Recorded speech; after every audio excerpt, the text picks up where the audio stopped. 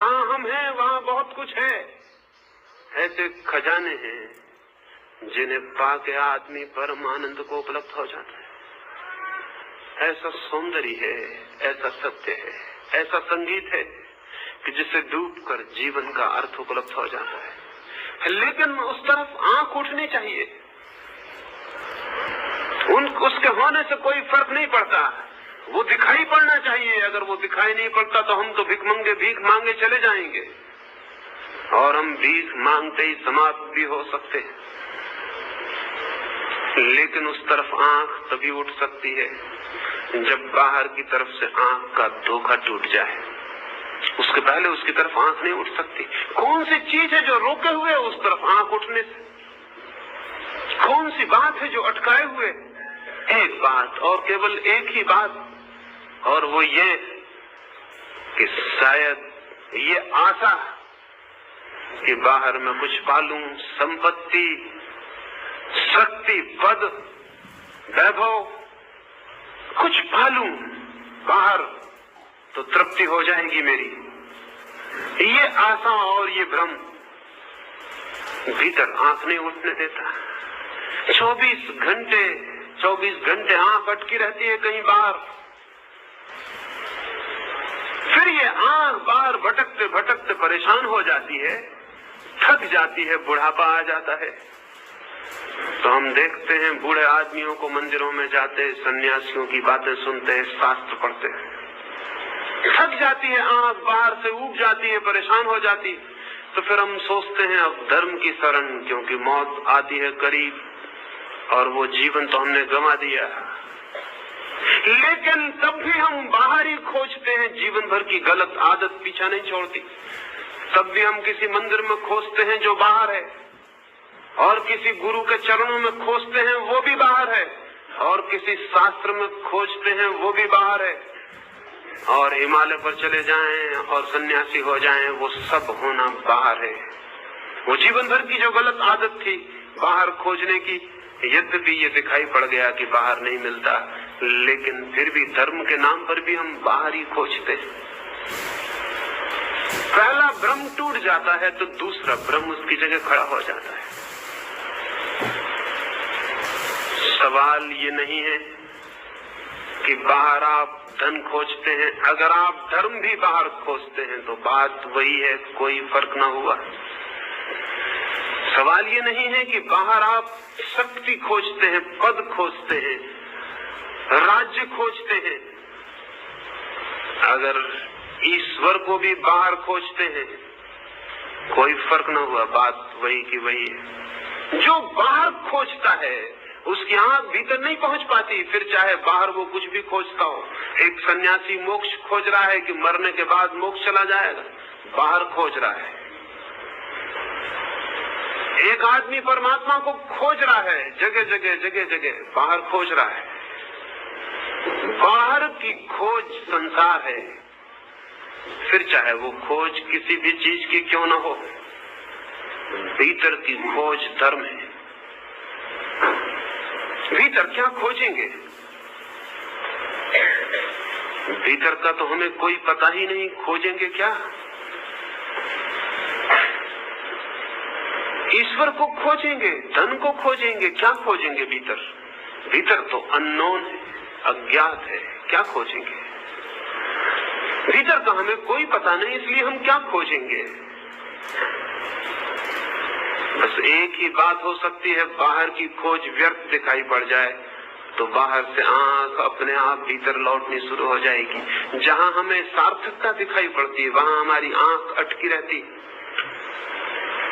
वही हमारी आंख लगी रहती है जहां हमें अर्थ दिखाई पड़ता है, मीनिंग दिखाई पड़ता है।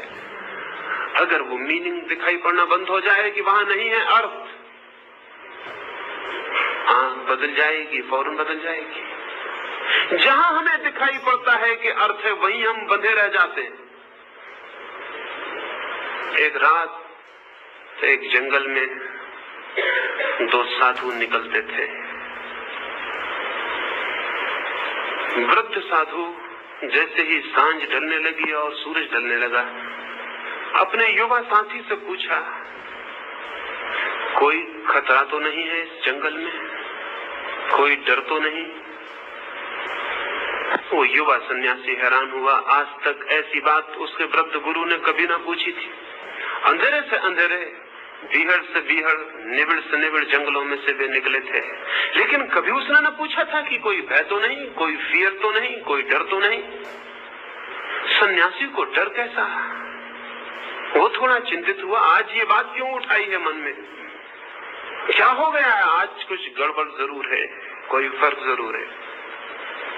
थोड़ी देर बाद वे कुएं के पास रुके, हाथ मुंह धो लेने को। सूरज ढल गया था। वृद्ध ने अपनी झोली युवा को दी और कहा, जरा संभाल के रखना, मैं हाथ मुंह धो लूं। तब उस युवक को ख्याल आया, झोली में जरूर कुछ होना चाहिए, शायद कुछ है झोली में, उसी का भय है। उसने झोली में हाथ डाला, देखा एक सोने की ईंट। उसने उस ईंट को तो फेंक दिया जंगल के रास्ते के किनारे, उतने ही वजन का एक पत्थर झोली के भीतर रख दिया। फिर यात्रा फिर शुरू हो गई। गुरु आ गया, उसने जल्दी से अपनी झोली ले ली और फिर चलने लगे। थोड़ी ही देर बाद फिर गुरु ने कहा, जंगल में कोई डर तो नहीं? रात घनी होती जाती, रास्ता तुम्हारा परिचित है, भटक तो ना जाएंगे? जल्दी ही गांव आ जाएगा या नहीं? नहीं, जल्दी ही गांव आ जाएगा या नहीं?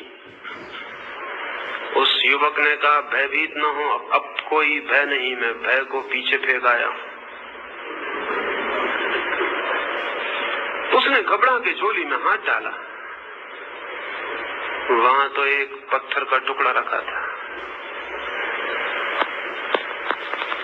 वो वृद्ध हंसने लगा और उसने कहा, कितने आश्चर्य की बात है, मुझे ख्याल था कि सोने की ईंट ही रखी है, तो मैं संभाले चला जा रहा था, बार बार टटोल के देख लेता था, मुझे क्या पता कि भीतर पत्थर उसने फेंक दिया। और वो बोला कि अब चलने की कोई जरूरत नहीं, अब यहीं सो जाएं, अब गांव फिर सुबह उठ के चलेंगे। उस ईंट में अर्थ था तो मन वहां बंधा था। अब ईंट पत्थर हो गई तो रात वहीं सो गए वे। फिर कोई भय न था, फिर कोई चिंता न थी, फिर कोई विचार न था। फिर वो झोला एक तरफ पड़ा रहा और वो पत्थर भी एक तरफ पड़ा रहा। जहां हमारा अर्थ है, चाहे उसमें अर्थ हो या न हो, जहां हमें अर्थ का बोध है, जहां हमारे चित्त को लगता है कि वहां अर्थ है, वहां हम बंधे रह जाते हैं। बाहर जो जगत है उसमें लगता है अर्थ है, इसलिए बंधन। बाहर का जगत नहीं बांधता है किसी को, वो घर नहीं बांधता जिसमें आप रहते हैं, वो पत्नी और बच्चे नहीं बांधते जो आपके पास है, कोई नहीं बांधता आपको, आपके अर्थ का बोध बांधता है। आपको लगता है कि वहां अर्थ है तो चित्त बंध जाता है, अटक जाता है, उलझ जाता है। फिर कुछ ना समझें कि इस बाहर के जगत को छोड़ के भागते हैं, पत्नी को छोड़ के, बच्चे को छोड़ के, घर द्वार छोड़ के जंगल की तरफ भागते। जो भागता है वो भी मानता है कि अर्थ वहां था, नहीं तो भागने का कोई कारण नहीं।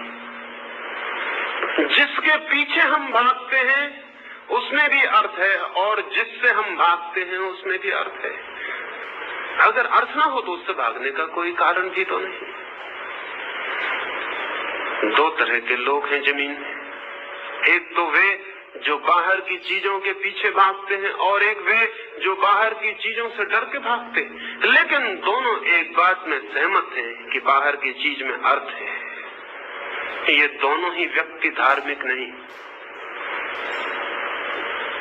ये ग्रस्त धार्मिक नहीं जो घर में रह रहा है, और वो सन्यासी धार्मिक नहीं जो घर छोड़ के भागता है। इन दोनों का जहां तक इस बात का संबंध है कि बाहर अर्थ है, ये दोनों सहमत और राजी हैं। ये एक ही आदमी की दो शक्लें हैं, ये एक ही आदमी के दो पहलू हैं, ये एक ही दृष्टि के दो रूप हैं, ये भिन्न दृष्टि नहीं है।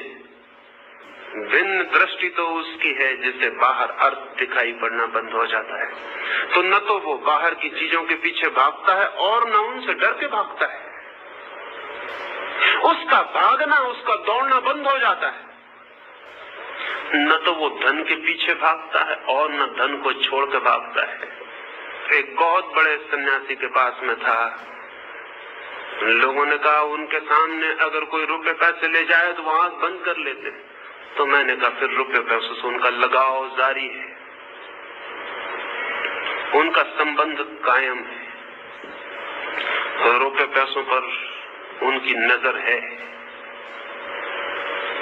नहीं तो आंख बंद करने का क्या कारण है? कौन सी वजह? अगर कोई आदमी स्त्री को देख के आंख बंद कर लेता हो, समझ लें उसकी आंख स्त्री पर है। नहीं तो आंख बंद करने की क्या वजह? भागने की क्या वजह है? डरने की क्या वजह है? कोई स्त्री से थोड़ी डरता है, कोई स्त्री पुरुष से थोड़ी डरती है अपने भीतर छिपे हुए भाव से। डरता है व्यक्ति अपने भीतर छिपी हुई कामना से। वो वहां मौजूद है इसलिए डर है, इसलिए आंख बंद करते। और आंख बंद करने से वो मिटेगा जो आंख के भीतर है। आंख बंद करने से उसका क्या संबंध? कोई भी संबंध नहीं। आंख खुली हो या बंद हो, जो भीतर है वो भीतर है। तो हम धन के पीछे भागें कि धन छोड़ के भागें? हम राज्य को पकड़ें या राज्य को छोड़ें, दोनों हालत में हम वही हैं, कोई फर्क नहीं है। संन्यास के भ्रम ने, इस बात के भ्रम ने कि जो बाहर को छोड़ के भागता है वो धार्मिक है, जमीन पर धर्म को नहीं आने दिया। ये बात बिल्कुल ही भ्रामक है। ये वही आदमी है जो चीजों के पीछे भाग रहा था। ये वही आदमी है, बिल्कुल वही, जो चीजों को छोड़ के भाग रहा है। इसके भीतर कोई भी क्रांति नहीं हो गई।